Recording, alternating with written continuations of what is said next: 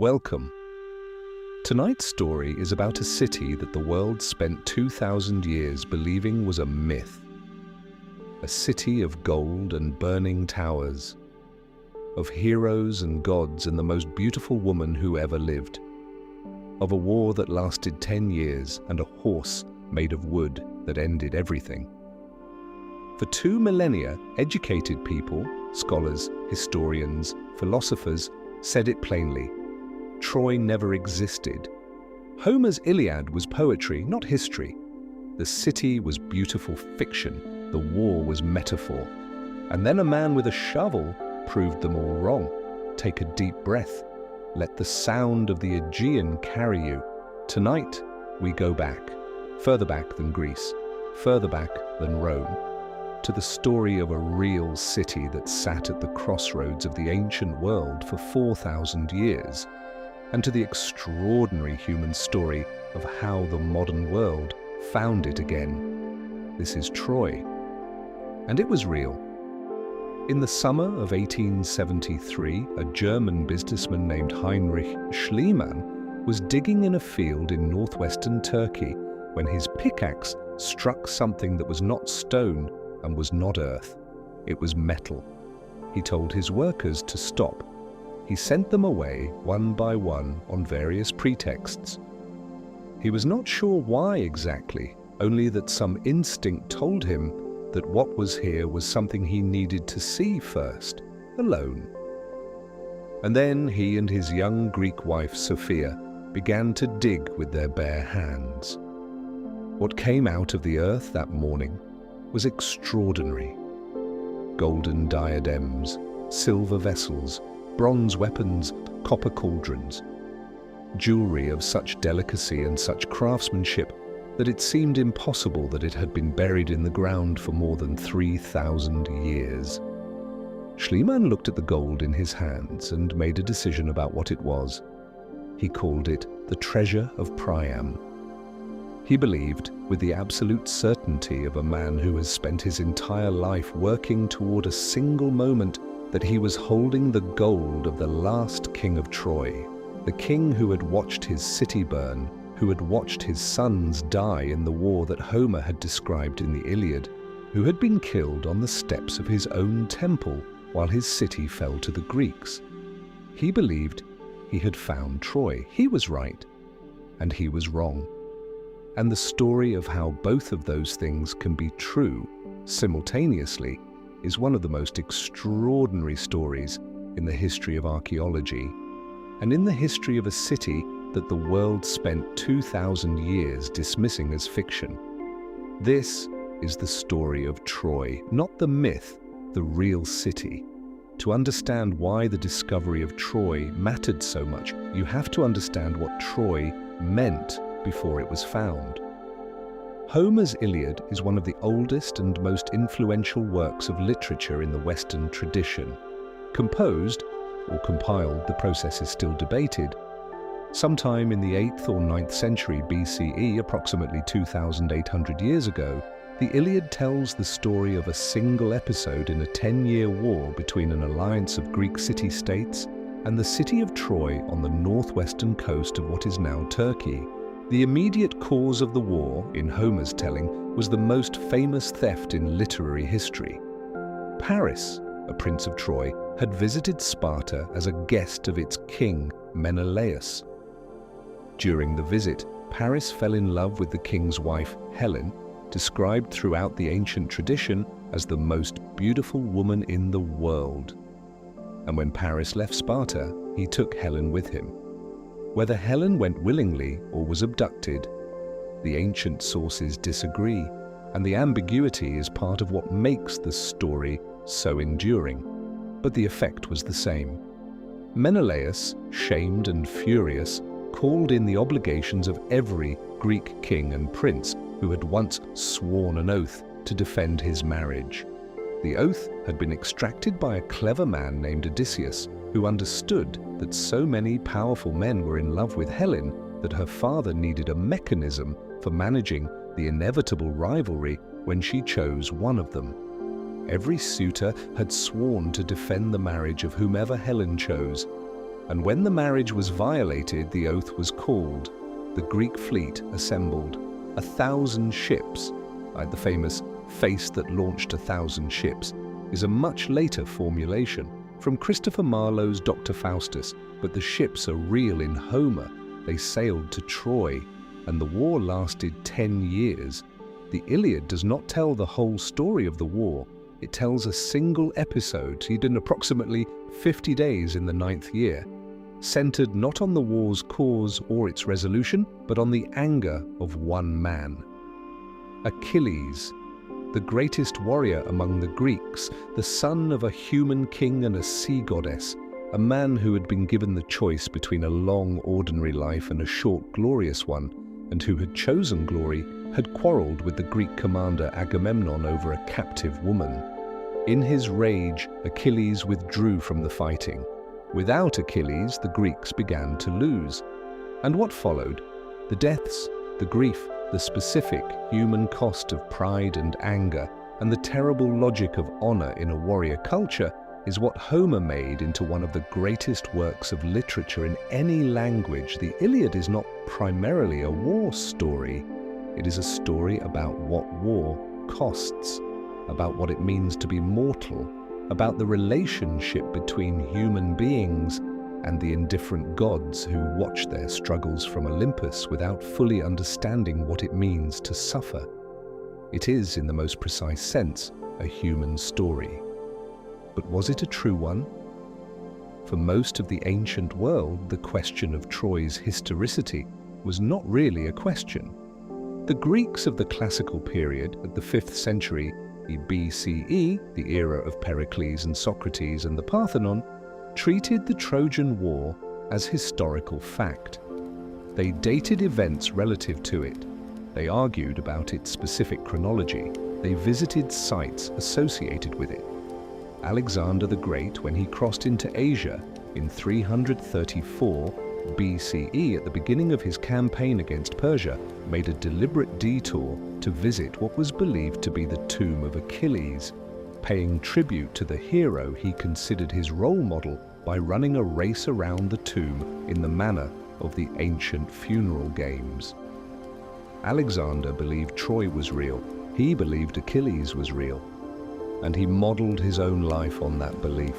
The Romans, whose origin myth traced their ancestry to Aeneas, a Trojan prince who escaped the burning city and eventually, after many adventures, reached Italy, had even stronger reasons to treat Troy as historical. The city was part of their founding narrative. To doubt Troy was, in some sense, to doubt Rome. And so for most of the ancient period, Troy was accepted as historical without serious question. The doubts came later. As the Renaissance and then the Enlightenment developed more rigorous standards for historical evidence, scholars began to look at the Iliad with more critical eyes. The problems were real. No archaeological evidence for Troy had been found.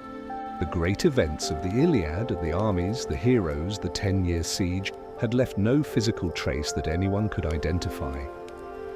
The gods who participated in the war were obviously mythological. The superhuman feats of the heroes strained credulity. The geographic descriptions were vague enough to be useless for locating a real site. By the 18th and early 19th centuries, the scholarly consensus had shifted decisively. Troy, most serious historians concluded, was legend. The Iliad was mythology dressed as history. Whatever kernel of real events might lie beneath the poetic elaboration was irretrievable and probably minor. The war, if it happened at all, was a small local conflict, blown up into epic proportions by centuries of oral tradition and poetic elaboration. And then came Heinrich Schliemann. Heinrich Schliemann was born in 1822 in a small town in northern Germany, the son of a pastor who loved to tell stories. The story that changed his life was told to him when he was approximately 7 years old. His father showed him a picture in a history book, an illustration of the burning of Troy with its massive walls and towers in flames. Young Heinrich looked at the picture and asked a question that most children would not have asked. If this city was this large, can it really have disappeared completely? His father explained that Troy was legend, that no one knew where it had been, that nothing remained of it. The boy accepted the answer, but he did not forget the question. Schliemann grew up poor. His mother died young. His education was interrupted by financial necessity. He worked as a grocer's apprentice, as a cabin boy on a ship that nearly sank in the North Sea. He eventually found his way to Russia, where he worked as a bookkeeper and then as a merchant, and where his extraordinary facility with languages — he would eventually speak and write fluently in more than a dozen languages — helped him build a remarkable commercial career. By his mid-30s, Schliemann was wealthy. By his mid-40s, he was rich enough to retire from business entirely. And the question he had asked as a 7-year-old boy was still unanswered. What happened next is one of the most extraordinary stories of obsessive pursuit in the history of scholarship. Schliemann essentially invented himself as an archaeologist through sheer determination. He had no formal training. He made mistakes, serious ones, as we will see, that professional archaeologists would not have made. He was driven by a certainty that most of his contemporaries found either admirable or delusional, depending on their disposition. He believed Homer, not as poetry, as a guidebook. The Iliad described Troy's location with reasonable geographic specificity. It was near the coast, near the mouth of a river, on a plain from which the sea was visible. Schliemann studied the candidates and eventually fixed on a site called Hisarlik, a Turkish word meaning place of fortresses, in northwestern Turkey, approximately 6 kilometers from the Aegean coast. The site had been proposed as Troy by a British archaeologist named Frank Calvert, who had actually bought part of the land and done preliminary digging. Calvert's evidence was suggestive, but not conclusive. He lacked the resources to continue. Schliemann had the resources and the obsession and the extraordinary energy of a man who has waited his entire adult life for a single moment. He began to dig in 1870. What Schliemann found at Hisarlik was not what he expected. He expected to find a single city, Homer's Troy, buried beneath the earth, waiting to be uncovered. What he found instead was something that changed the understanding of the site permanently, and that took decades of subsequent work to fully comprehend. He found 9 cities, not 9 distinct sites, 9 successive cities, built one on top of another on the same hill, each one constructed on the ruins of the previous one, each one separated from its predecessor and successor by the particular archaeological signature of destruction and rebuilding. Burned layers, collapsed walls, the physical evidence of the end of one era and the beginning of the next. The hill at Hisarlik was not simply a location where one city had once stood. It was a location where human beings had returned again and again across 4,000 years of history to build their homes and their temples and their walls on the ruins of what had come before. Troy I was the earliest, a small Bronze Age settlement of the late 3rd millennium BCE, approximately 2920 to 2450 BCE. Its walls were modest, its buildings were small. It was a beginning, not a peak. Troy too was significantly larger and significantly richer, a prosperous city of the early Bronze Age, approximately 2550 to 2250 BCE. Its walls were more impressive, its buildings more elaborate. And it was Troy too that contained the remarkable treasures that Schliemann found in 1873. Schliemann made a decision. He decided that Troy too was Homer's Troy. He decided that the burned layer at the top of the Troy II occupation level, evidence of destruction by fire, was the burning of Troy that Homer described. he decided that the treasures he found were the treasure of Priam. He was wrong. Troy too predated the Trojan War, if the Trojan War occurred at all, by more than 1,000 years. The treasure he found, though genuine and extraordinary, was not Priam's gold. But the mistake does not diminish the achievement. Schliemann had found Troy. He had proved that beneath the hill at Hisarlik lay the archaeological remains of a real ancient city, actually multiple cities, in exactly the location where the ancient literary tradition placed it. The city was real. The city that most scholars today associate with Homer's Troy is Troy 6 or Troy 7a, the 6th and 7th levels of occupation at the site, dating to approximately 1700 to 1180 BCE. This was the period that overlaps with the conventional dating of the Trojan War. Somewhere in the late 13th or early 12th century, BCE Troy 6 was magnificent. The walls of Troy 6 survived to a significant height and are among the most impressive Bronze Age fortifications anywhere in the Aegean world. They were built from large, carefully cut limestone blocks, fitted together with extraordinary precision. They incorporated towers at regular intervals. The main gateway was approached by a ramp that forced attackers to approach at an angle, a defensive feature that speaks of sophisticated military architecture. Inside the walls, the buildings were substantial. The houses of the elite were large, well-built, and oriented in a specific pattern that suggests careful urban planning. The citadel of Troy 6 would have been a formidable and impressive place, exactly the kind of city that a coalition of Greek kingdoms might consider worth a decade of war to take. The fate of Troy 6 was apparently earthquake, not war. The archaeological evidence shows destruction consistent with seismic activity rather than military attack. But Troy 7a, the successor city, built on the ruins of Troy 6, shows different evidence at its end. Troy 7a shows evidence of destruction by fire. It shows evidence of violent destruction, and it dates to approximately 1180 BCE, a date that is consistent with the range of dates that various ancient sources give for the Trojan War. Was this the burning of Troy? Was this the end that Homer described? We cannot say with certainty, but the evidence makes it possible, and possibility in the study of the ancient world is sometimes the most we can honestly claim.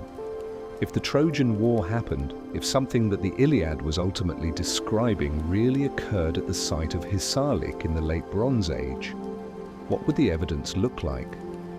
And how closely does what archaeologists have found match what we might expect? The answers are more interesting than the simple yes or no of did it happen? The scale of Troy. One of the long-standing criticisms of the Trojan War story was that the city described in the Iliad, a great, wealthy, powerful city worth 10 years of Greek effort, seemed inconsistent with the modest archaeological site at Hisarlik, which in its early excavated form appeared too small to justify the epic's claims. This objection was dramatically undermined by a discovery in the 1990s. Manfred Kaufmann, the German archaeologist who led excavations at Troy from 1988 until his death in 2005, discovered that the citadel on the hill was only the most visible part of a much larger site. Around the citadel, extending significantly to the south, was a lower city, a substantial settlement protected by its own ditches and walls, containing substantial population and substantial resources. The total area of late Bronze Age Troy was approximately 10 times larger than the citadel alone. This was a large city for the ancient Aegean world. A city of this size would have had a population in the thousands, would have controlled significant agricultural territory, and would have been a major commercial and political force in the region. This was a city worth fighting over. The connections to the Greek world. The pottery found at Troy in the late Bronze Age period includes significant quantities of Mycenaean pottery. The pottery of the Greek mainland civilizations that Homer's Greeks were the successors of. This is not surprising. Troy and the Mycenaean world were connected by trade, by diplomacy, by the regular movement of goods and people across the Aegean. But the presence of Mycenaean material at Troy confirms that the connection between the two worlds was real and significant, not invented by Homer. The Hittite records. One of the most remarkable developments in Trojan War scholarship came not from excavation at Hisarlik, but from the study of documents found at a completely different site. The Hittite Empire, the great power of Bronze Age Anatolia, centered in what is now central Turkey, left behind extensive archives of cuneiform clay tablets.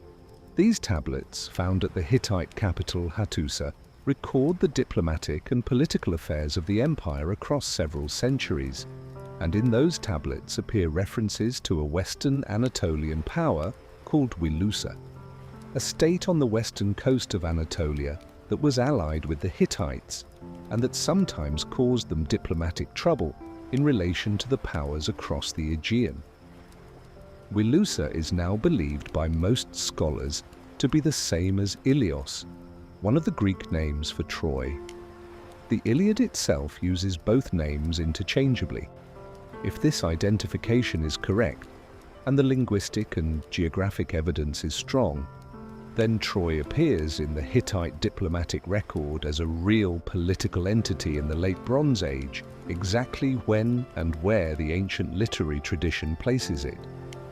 A Hittite text even mentions a treaty with the king of Wilusa, a king whose name, in Hittite transliteration, appears to be something close to Alexandru, Alexander. Paris in the Iliad has an alternative name, Alexander. The coincidence is striking enough that many scholars take it seriously, not as proof, but as evidence that the names in the Hittite diplomatic record and the names in Homer's epic are not entirely disconnected. To fully understand Troy, the real Troy, not just the legendary one, you need to understand the world it belonged to. Because Troy was not an isolated city. It was part of a late Bronze Age civilization of remarkable sophistication and remarkable interconnection, a world that stretched from Egypt to Mesopotamia to the Aegean to Anatolia, connected by trade routes and diplomatic relationships and the movement of goods and ideas across distances that seem impressive even by modern standards. The late Bronze Age Mediterranean world was, in a very real sense, the first globalized economy in human history. Egyptian pharaohs corresponded with Mycenaean Greek kings. Hittite emperors negotiated treaties with Babylonian rulers. Tin from Afghanistan and copper from Cyprus combined to make the bronze that gave the age its name, traded through networks that spanned thousands of miles. Luxury goods, lapis lazuli from the mountains of modern Afghanistan, gold from Nubian Africa, amber from the Baltic coast of northern Europe, circulated through this network, ending up in the tombs and palaces of elites who lived far from where these materials originated. Troy sat at a critical node in this network. The Hellespont, the narrow strait that separates Europe from Asia, that connects the Aegean Sea to the Black Sea that is today called the Dardanelles, runs directly past the site of Troy. Anyone sailing from the Aegean into the Black Sea or from the Black Sea into the Aegean had to pass through these waters, and the winds and currents of the Hellespont are notoriously difficult. Sailing from the Aegean into the Black Sea requires waiting for the right wind conditions. The prevailing currents flow against you if you try to force it. Ancient ships waiting for favorable winds would have had to anchor somewhere nearby, near Troy. This geographic reality means that Troy was, for any ship moving between the Aegean and the Black Sea, a mandatory stopping point. The city would have been able to charge tolls, to provide services, to control the flow of goods in both directions. This commercial importance, the geographic choke point position of Troy in the late Bronze Age trade network, may be the real reason the Greeks wanted it. Not Helen, not honor, not the mythological grievances of divine beauty contests, trade routes. The war that Homer turned into the greatest epic in Western literature may have been, at its prosaic historical core, a conflict over the commercial control of the Hellespont. The late Bronze Age world ended suddenly and catastrophically around 1200 BCE in what historians now call the Bronze Age collapse. Within approximately 50 years, most of the great palace civilizations of the Eastern Mediterranean simply stopped. The Mycenaean Greek civilization collapsed, its palaces burned and abandoned, its Linear B writing system disappearing from use. The Hittite Empire fell suddenly and completely. Egyptian power contracted sharply. Dozens of cities along the Levantine coast were destroyed or abandoned. The causes of the Bronze Age collapse are still debated: earthquake, drought, internal rebellion, invasion by the mysterious sea peoples mentioned in Egyptian records, or most likely, some combination of all these factors arriving at once in a cascade of mutually reinforcing disasters. Troy's own destruction at the end of the Late Bronze Age, the burning of Troy 7a, was part of this larger catastrophe. The city did not fall in isolation. It fell as one element of a world that was ending.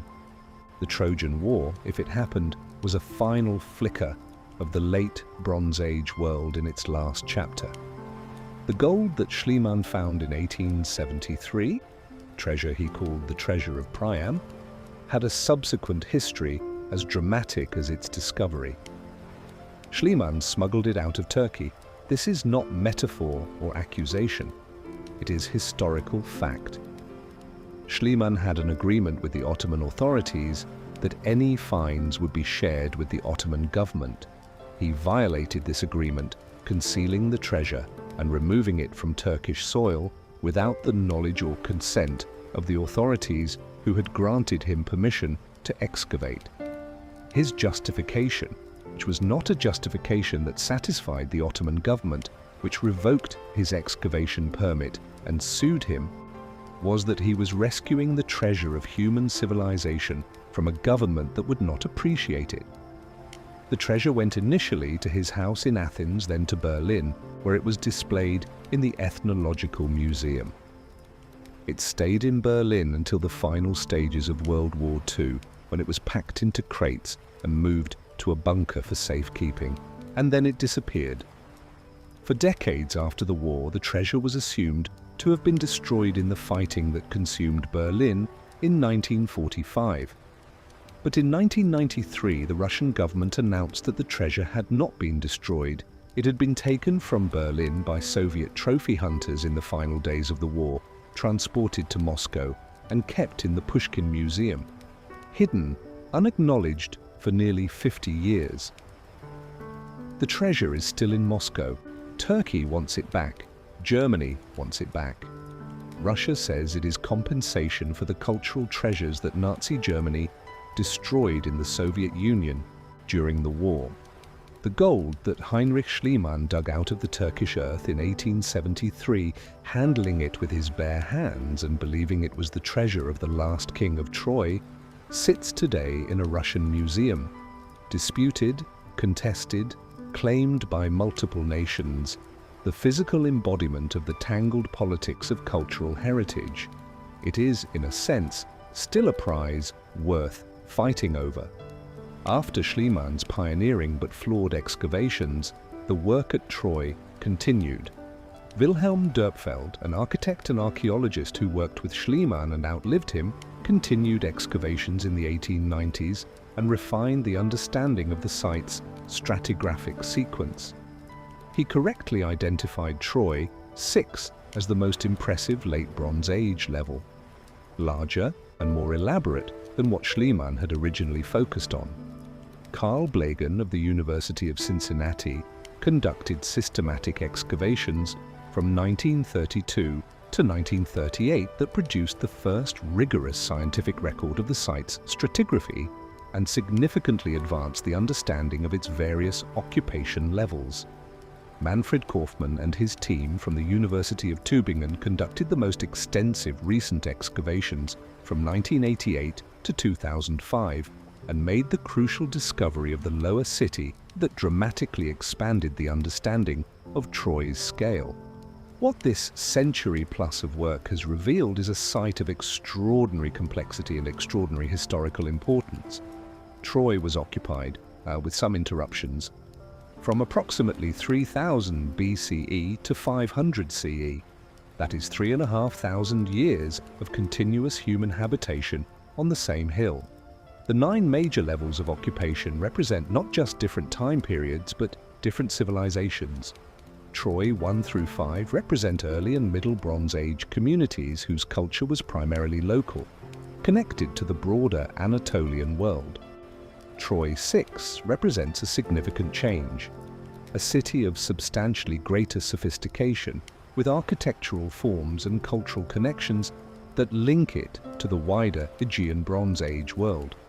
The Great Walls of Troy 6, which are the most visually impressive ancient remains at the site today, were built with an architectural knowledge and ambition that reflects a city fully engaged with the sophisticated building traditions of the Late Bronze Age. What was daily life in Troy actually like? The archaeology gives us glimpses. The people of Late Bronze Age, Troy kept horses. Bones have been found in quantities suggesting that horses were a significant part of the city's life, consistent with Homer's repeated description of the Trojans as horse tamers. The Iliad's epithet for the Trojans is not random poetic decoration. It may preserve a genuine cultural memory of a people for whom horses were central. The people of Troy traded extensively. Pottery from the Mycenaean Greek world, objects from across Anatolia and the wider Mediterranean, evidence of commercial connections that reached in every direction. The people of Troy ate well. Animal bones from excavations show cattle, sheep, pigs, fish, and game. This was not a subsistence community, it was a prosperous city with access to diverse food resources, and the people of Troy worshipped. Temples and shrines have been identified within the citadel, and votive offerings suggest a religious life consistent with the broader Anatolian Bronze Age tradition. The city that archaeology is revealing is, in short, exactly the kind of city that the Iliad describes: prosperous, sophisticated, connected to the wider ancient world with its own distinct culture and identity. Homer may have been writing historical fiction rather than reportage, but the city he was writing about was real. Did the Trojan War happen? After a century and a half of archaeological work, after the identification of the Hittite diplomatic records mentioning Wilusa, after the discovery of the lower city that confirmed Troy's scale and importance, after all the evidence and all the scholarship, what can we honestly say? We can say this: a city existed at Hisarlik in the late Bronze Age that fits the geographic, cultural, and chronological parameters that the ancient tradition associates with Troy.